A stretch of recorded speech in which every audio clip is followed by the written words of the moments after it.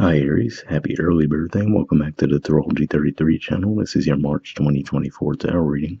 Thank you to those of you who like, viewed, shared, and subscribed to the channel. I appreciate all of that. For those of you new to the channel, as far as what we have in front of us, it's a Celtic cross spread as always, and also pulled 4 agreements and wisdom of the oracle card for you guys. We're actually going to start the reading off by rolling those astrology dice we have in front of us to get an idea of where you folks should be as far as that goes. Alright, so we have 5. And fifth house energy for you guys is Leo. Astrologically speaking, it's pretty quiet there right now, but I do see some Leo energy in your spread. And generally speaking, fifth house points to romance, creativity, and children.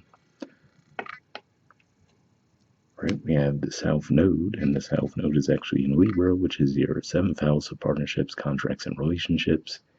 And of course, toward the end of March, there will be a full moon in Libra. Full moon eclipse at that. And then, speaking of Libra, we also got that coming up in your dice. So yeah, you definitely have some focus on partnerships this month for sure. All right, so with all that out of the way, we'll get started with the main spread. In the main situation position, we have the 5 of Swords. And challenging that, we have the 4 of Swords. So this is Aquarius energy here, and this is Libra energy. So it could just be saying that for some of you either you or maybe even someone in your environment, possibly both, might be feeling a little bit irritable this month, right? And due to that, there might be some arguments, some ego conflicts that come into play. And with this in a challenge position, it could just be saying that the primary reason for that, right, is maybe someone needs to just take some time away to rest, right? Step away from the situation, heal from the situation, whatever the case may be. And I feel like this is saying that if that step is avoided, right, then you end up in this energy, which is obviously going to come out in a more negative way. So yeah, like given that we see the devil in the foundation position, it could just be as simple as, let's say, if you're feeling a little bit overworked, right, then you're just a little bit more irritable, more on edge, and then if something even minor comes your way, you might overreact to it in that moment, right? So just be on the lookout for that. And again, like I said, that could certainly be others in your environment too. But again, still worth watching out for that either way. In the foundation position, we have the devil. So yeah, Capricorn energy here. And like I said, you guys have had Pluto moving through your career house for a very long time, right? It recently moved back into Aquarius. It's going to creep back into Capricorn later on in the year for a bit, but for the most part, it might feel like you've overcome that phase. But yeah, it could just be saying that maybe you were just hyper focused on a goal in the past, maybe throwing a lot of energy toward your career, your social status, and that could have been what was ultimately causing you guys to feel a little overworked and on edge. All right, in the past position, we have the Death card. So yeah, so for a lot of you, you might have already left that phase behind. So this could just make it a little bit more likely that it might be someone in your environment that's more so in that energy. But for some of you, it could definitely still be you as well. But yeah, this looks like going through that phase, right? Growing through it and moving forward. All right. In the present position, we have the Queen of Swords. So more Libra energy here, which, like we said, we also saw come up in the dice. And we mentioned that there's going to be a full moon eclipse in Libra toward the end of March.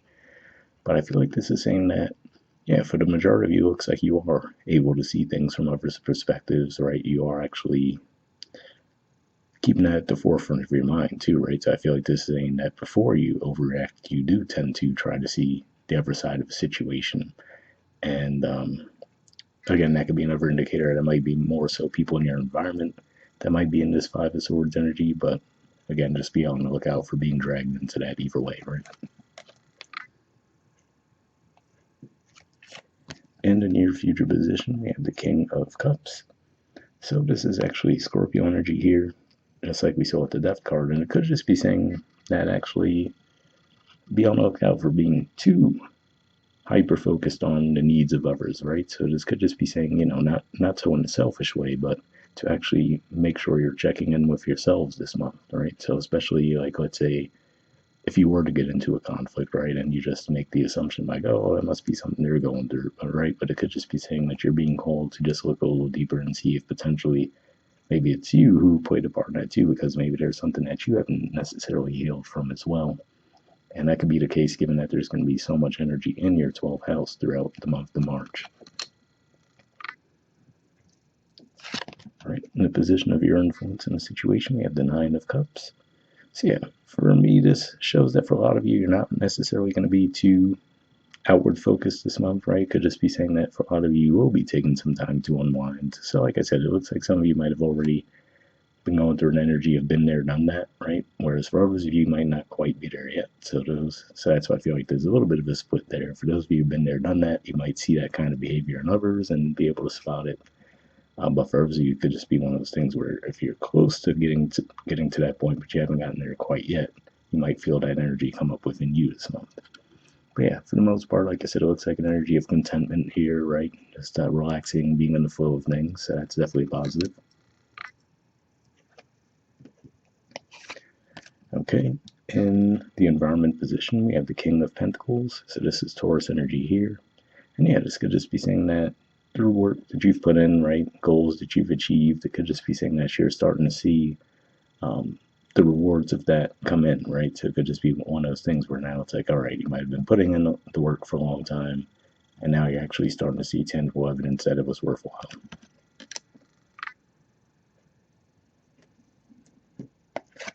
All right, in the hopes or fears position, we have the Queen of Pentacles.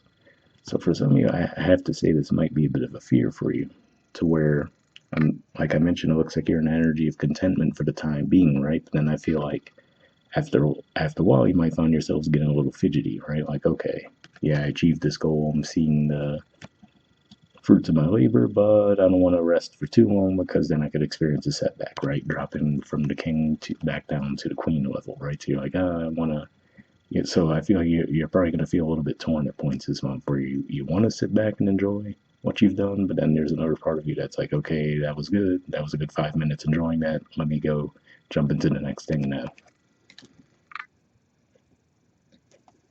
All right. And in the outcome position, we have the Seven of Pentacles. So yeah, Taurus energy here. And like I said, this kind of points at that same thing that I was saying, where it feels like you might spend a little while feeling like, okay, yes, I'm proud of what I've achieved, but then almost within a matter of a week or two, now you're starting to doubt, like, okay, was that enough? Should I jump into the next thing, right? So that could be the energy you guys find yourselves grappling with this month.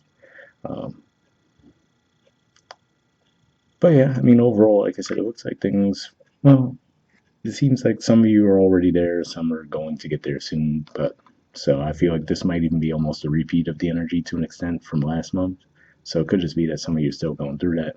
Like I said, trust me, there's going to be a ton of energy in your 12th house, which for one, that's usually a good time for a little bit of rest and relaxation anyway. And the sun's going to be in your sign toward the end of March, right? And then more of that energy will be moving through your sign.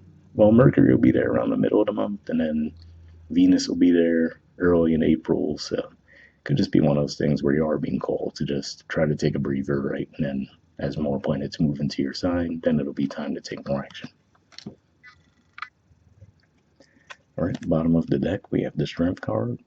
So yeah, like I said, I feel like there's definitely at least some of you in this group that have that awareness of that, right? Where you're like, okay, let me calm myself down, right? Let me not always just jump to the next thing, the next thing, the next thing. Let me take a little bit of a breather, right? And for some of you, that just might come more easily than others.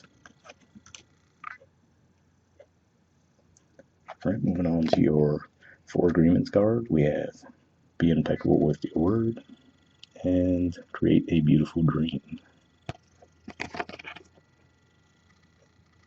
Okay, it says your word can create the most beautiful dream, or your word can destroy everything around you. Impeccability of the word only creates beauty, love, and heaven on earth. So definitely an interesting message to come up there, because I will say another element that could be at play too is the fact that I mentioned how Aries, you guys will have Mercury in your sign, right? And then it's actually going to start its pre-retrograde shadow period right before the sun gets into your sign. So a little bit past the midway point of March, you're going to have Mercury in your sign in shadow, and then eventually it will retrograde as well in April. So that could be the cautionary tale there as far as communication for your sign, and then that might even be what that Five of Swords energy could be for some of you too. All right, from the Wisdom Oracle, we have time for a nap. There's the artwork and the numbers 24. We'll see what that has to say.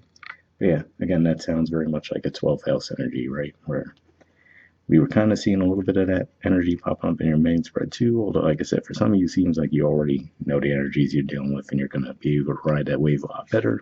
But for others of you, you might just get a little fidgety. So we'll see what it says.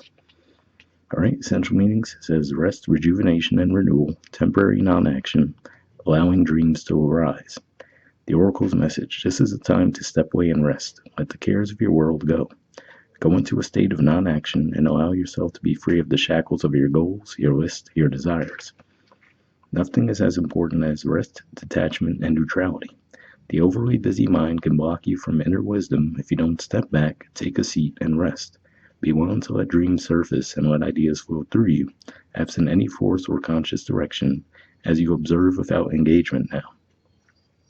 So yeah, definitely a positive message there. I mean, it even referenced shackles, which we see with the devil card, right? So yeah, like I said, for some of you just might feel like you can't step away from your goals for too long, right? You feel like, oh, if I do, I'm gonna fall back, right? And I have to, work twice as hard when I do go back, right? So it could just be one of those things that you're grappling with that energy a little bit now.